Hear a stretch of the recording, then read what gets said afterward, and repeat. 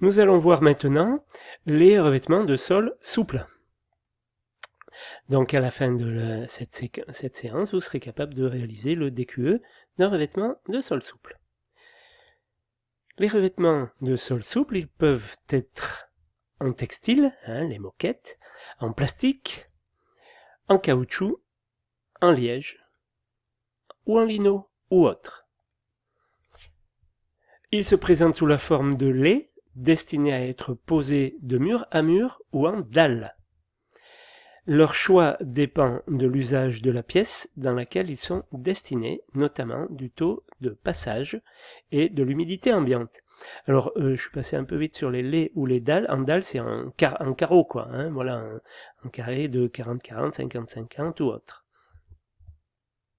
La plupart de ces revêtements sont collés.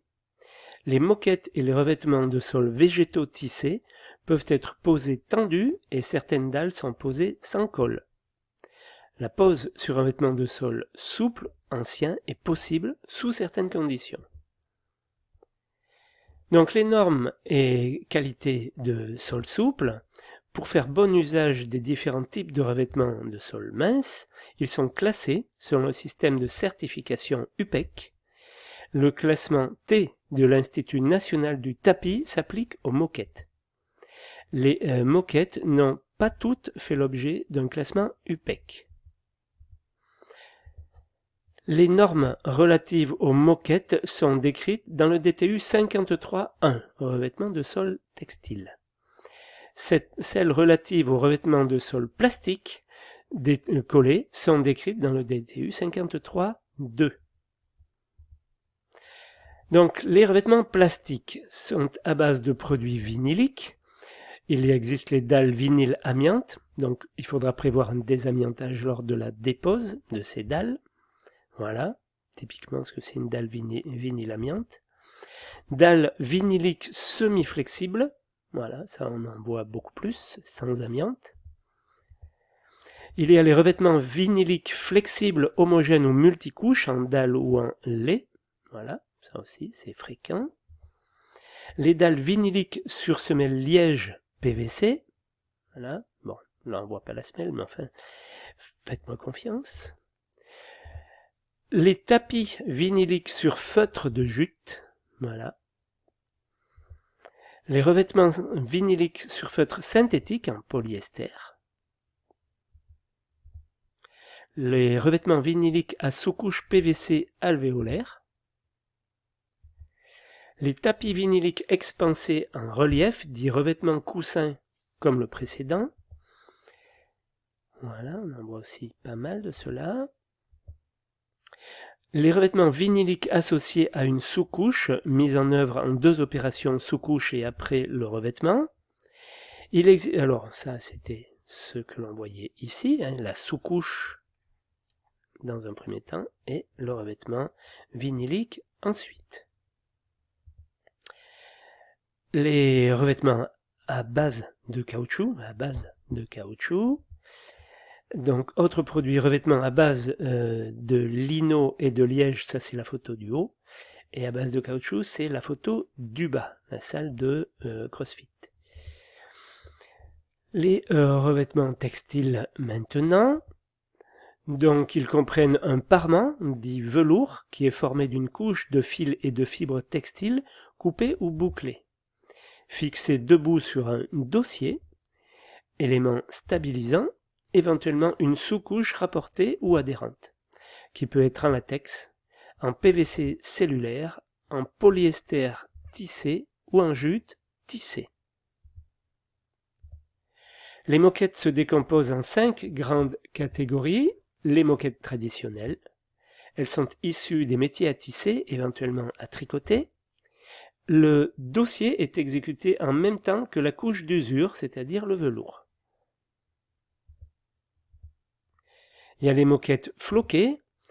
Les poils de velours viennent se coller sur un support enduit d'adhésif en traversant un champ magnétique.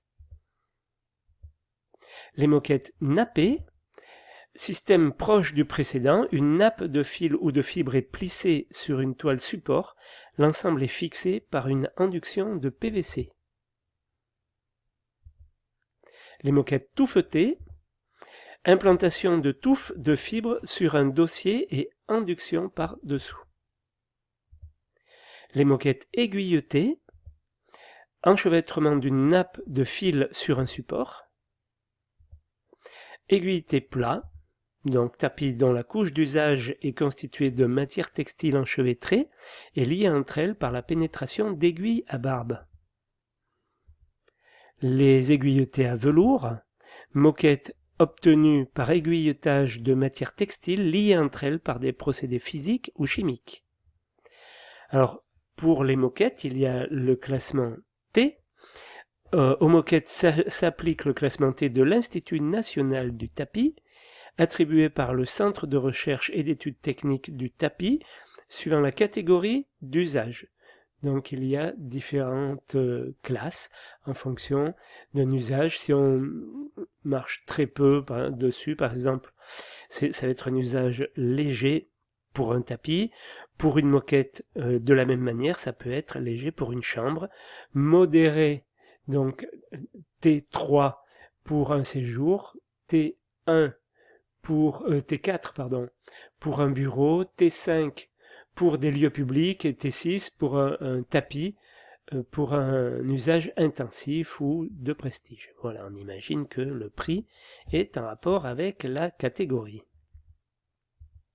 Au niveau du support, la qualité du support, donc, être dans son ensemble plan, ça vaut mieux, horizontal et au niveau voulu, présenter en toutes ses parties un état de surface convenable, c'est-à-dire présenter localement une surface lisse et exemptée de flash ou de bosses, offrir une résistance, une rigidité et une dureté convenable, être sec au moment de la pose de revêtement, très important, ne pas être susceptible d'exposer le revêtement posé à des remontées d'humidité sous quelque forme que ce soit. Enfin, les supports des revêtements peuvent assurer des qualités d'isolation thermique ou phonique, assurer l'étanchéité aux sous-pressions d'eau, jouer le rôle de barrière de vapeur, de pare-vapeur ou autre. Voilà ce que je vais vous dire pour les sols souples.